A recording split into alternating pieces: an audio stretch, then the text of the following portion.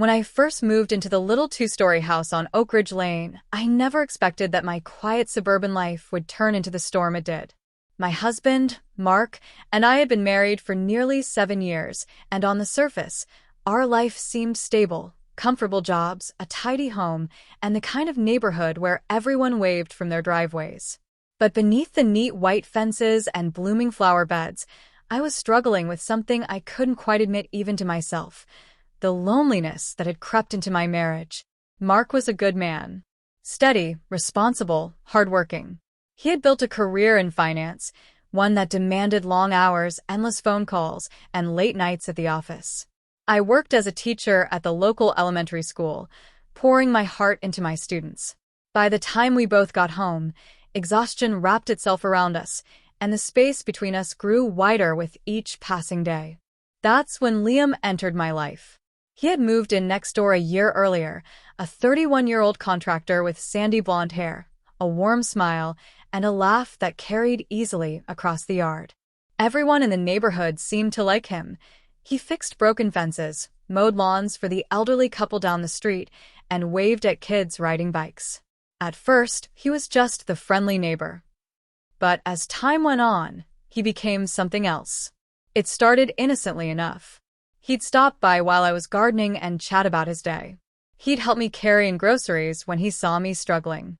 Sometimes he'd bring over leftovers when he cooked too much, and I'd do the same. Small gestures, nothing more. But when Mark's long absences became routine, Liam's presence filled a void I hadn't realized was growing inside me. I told myself it was harmless, just a friendship. But deep down, I knew the lines were beginning to blur. One evening, Mark had been gone 3 nights in a row, working on a big project. I came home to an empty house, the silence pressing against me. I curled up on the couch with a book, but the words blurred, my mind wandering. A knock at the door startled me. When I opened it, Liam stood there holding a casserole dish. "You looked tired earlier," he said with a grin. "Figured you might not feel like cooking." The kindness in his eyes made my chest ache. I thanked him and invited him in. We ate together at my kitchen table, talking about everything from movies to childhood memories. His laughter eased the heaviness I'd been carrying. When he left that night, I sat at the table long after, staring at the empty plates, wondering when my life had become this lonely. That night marked a shift I couldn't ignore. In the weeks that followed, Liam and I grew closer. He started joining me for coffee on Saturday mornings, helping me fix little things around the house. I found myself looking forward to his visits in a way I shouldn't have. And though nothing happened between us, the emotional intimacy grew undeniable.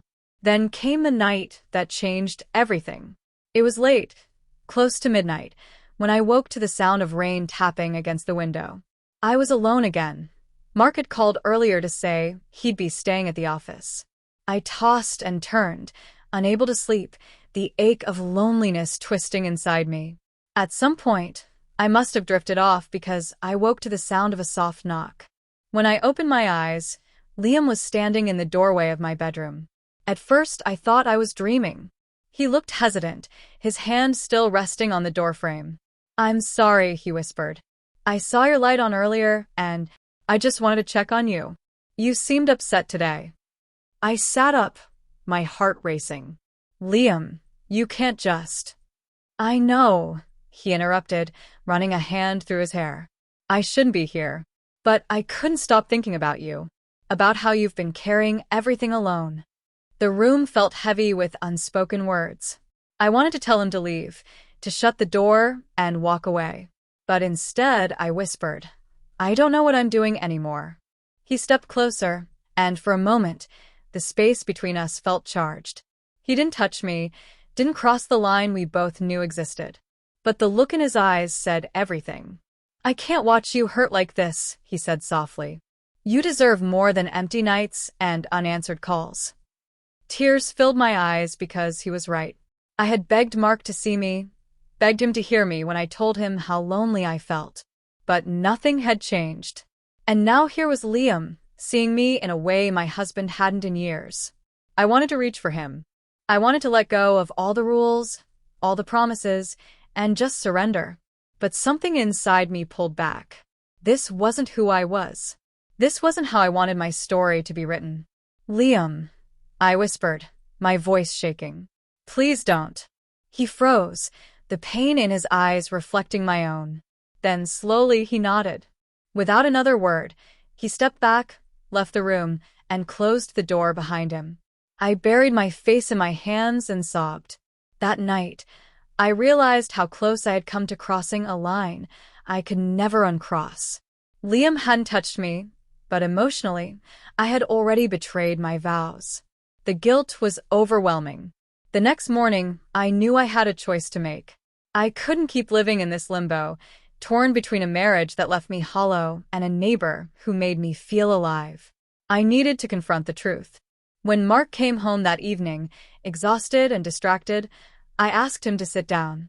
For the first time in years, I poured my heart out. I told him about my loneliness, about the nights I cried myself to sleep, about how invisible I had felt. And I confessed, carefully, painfully, that Liam had been there when he wasn't.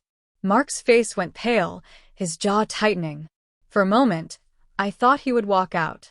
But instead, he said quietly, I didn't realize how badly I'd failed you. That night became a turning point. We started marriage counseling. It wasn't easy. Trust had to be rebuilt, wounds had to heal, but for the first time in years, Mark truly listened.